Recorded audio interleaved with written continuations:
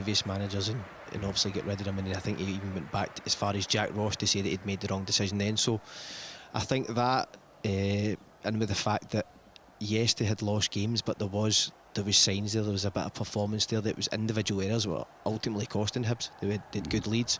So I look back at that game at Tannadice, I couldn't believe they'd thrown that one away. And then so as much as the results weren't there was bits of performance in there, and that's the contrast as Michael speaks about in terms of the management.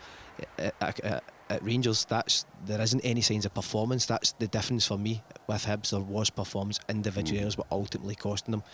And when you show a bit of loyalty to your players, you've seen that with some of the celebrations, especially the night Rocky Bashiri scored against Aberdeen right at the death. So, but to come through it, for me, I think he's been fantastic. I think the change of shape as well at the same time. Martin Boyle getting played in a position where he can really affect the game. Obviously, he had his best goal return, I think, for Hibs in all the time that he's been there. So, all the factors and timing, it seemed to work for Hibs. They obviously grew in confidence. Do you know, the interesting thing here, Richard, is that there's a young manager that obviously is coming to the game, or coming to coaching with an idea of how he wants to play. You know, because anybody that's played the game and then is going into coaching, or even, you know, just thinking about the game, you've got an idea in your head of, I want my team to play a certain way.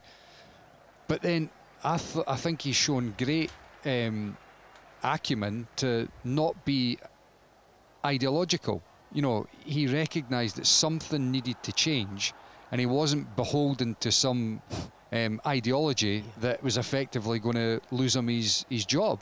And again, in stark contrast to what's happening at Ibrox, that I mean, I don't see any system, I don't see any pattern of play, I don't see what, you know, there's a great perception or belief or narrative that there's some style there. There is no style. It's literally falling apart. Whereas with David Gray, he's turned things around because he wasn't beholden to some, you know, philosophy. Mikey, we're obviously speaking about chucking players under the bus in terms of interviews. For me, the system and the setup in terms of how Rangers are playing is actually throwing them under the bus, because the players aren't handling that at this moment in time. Whereas David Gray, adaptability, figuring out which formation is best to get the players who can affect the game in the right areas. And most of all, a solid foundation and not concede goals, and that's where Hibs completely changed. They stopped giving away cheap goals, and that is key to have any success at any level of football. And it'll be key tonight, won't it? They go into the tie, of course, 2-1 down. The hope will be that they can do what they have done and perform in the way that they have done in the 2 away games so far. The 1-1 draw against Michelin right at the start of the campaign, then that incredible 2-0 win in Belgrade against Partizan. That's the kind of scoreline they need tonight. 8 o'clock kick-off, full live commentary to come in about 15 minutes time. Both Michael and Scott have kind of touched on Rangers there, not just Rangers but Celtic, of course, being in European action, Champions League action this midweek so far, and sadly we brought you all the action live on Sportsound. It did not make for good listening. Following Scotland's teams in Europe, Celtic in the Champions League playoff round. We want to, as a club, be in the Champions League. And the keeper able to bring that under control. Well, boos ring out round Celtic Park as Celtic fail to make the breakthrough. We have to stick together. Tonight didn't go to plan, but we still have another tie to get through. We'll feel fine, we feel great, we're on our own time zone, we'll prepare, and there'll be no excuse. 210 plus minutes played over the two ties, and neither side able to find a goal between them. And now it is the lottery, if you like, of penalty kicks. And if Celtic miss this one, Kairat are through. It is Dyson Maeda who has all the responsibility now on his shoulders.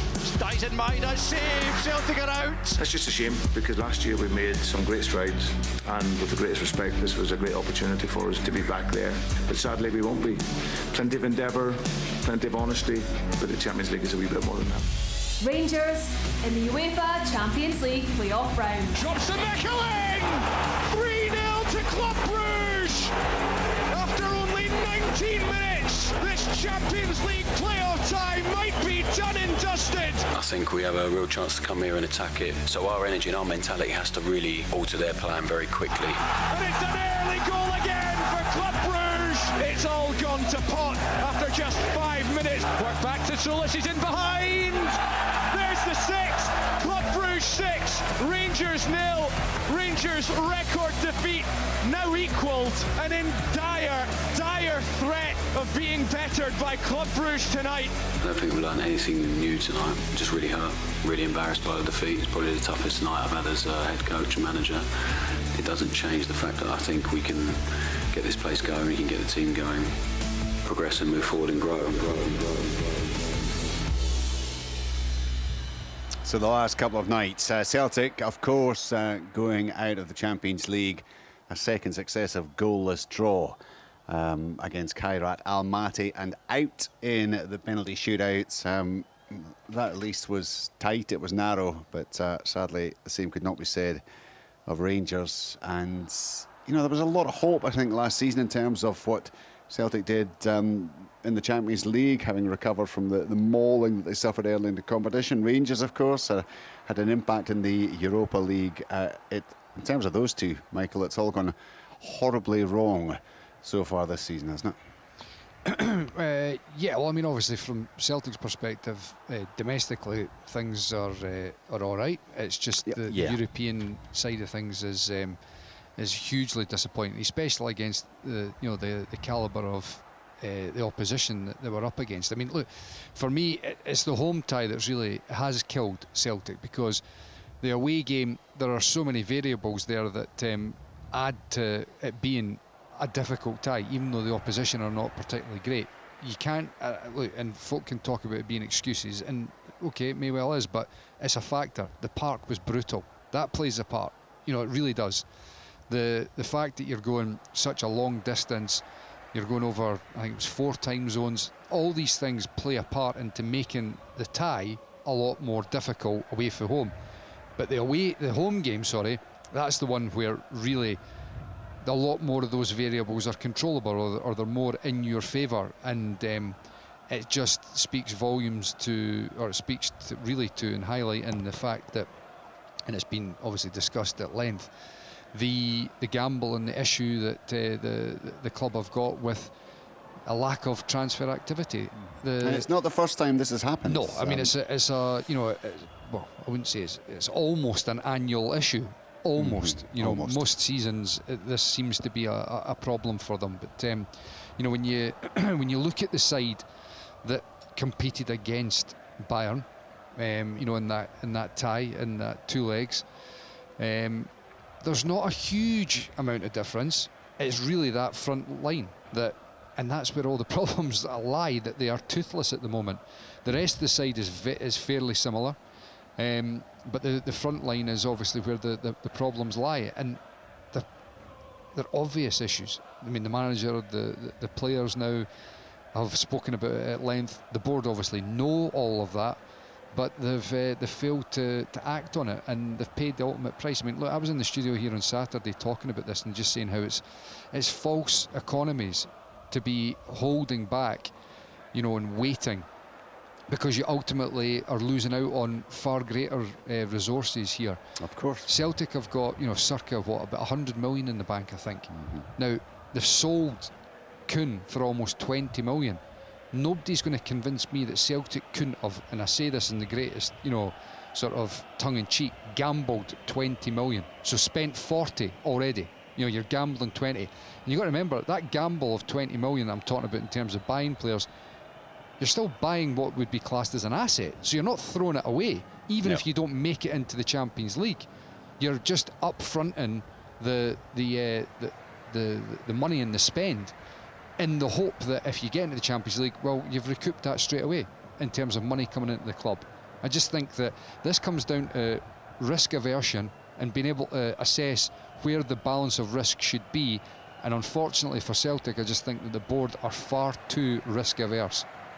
So it's going to be Thursday night football for Celtic. It's going to be Thursday night football for Rangers as well. It was, I mean, not just last night, Scott, over the 2 legs. It was a hell of a painful watch from a Scottish football point of view, wasn't it? Yeah, listen, for me, the first 45 minutes was up there for as bad as I've seen. No getting away from that. I think, yes, you go down to 10 men, but from what I seen the game on Sunday, just that lack of leadership, demands on each other.